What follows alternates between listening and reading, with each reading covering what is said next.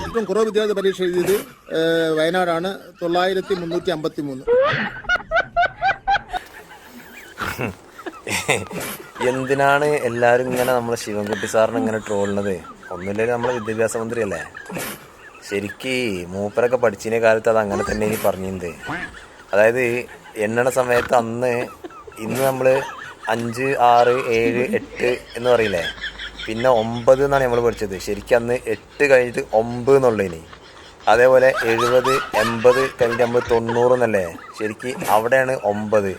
60, 70, 80, 9 അവിടെയാണ് അങ്ങനെ വരല്ലേ.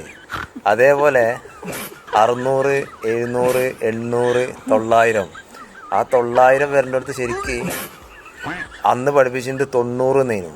അതായത് 9, 9, 90, 900 അങ്ങനെയാണ് വരേണ്ടത്.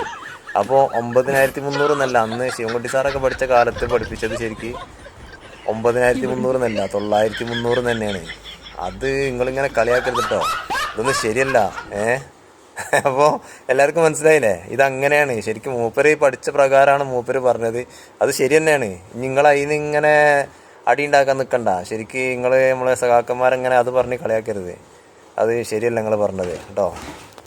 ഏറ്റവും കുറവ് വിദ്യാർത്ഥി പരീക്ഷ എഴുതിയത് വയനാടാണ് 9353.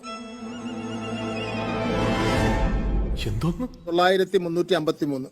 ആൾക്ക് തീരെ വിദ്യാഭ്യാസം വിവരമൊന്നും ഇല്ലേ, വിഡ്ഢിത്തിരെ പറയുള്ളൂ, തെണ്ടി.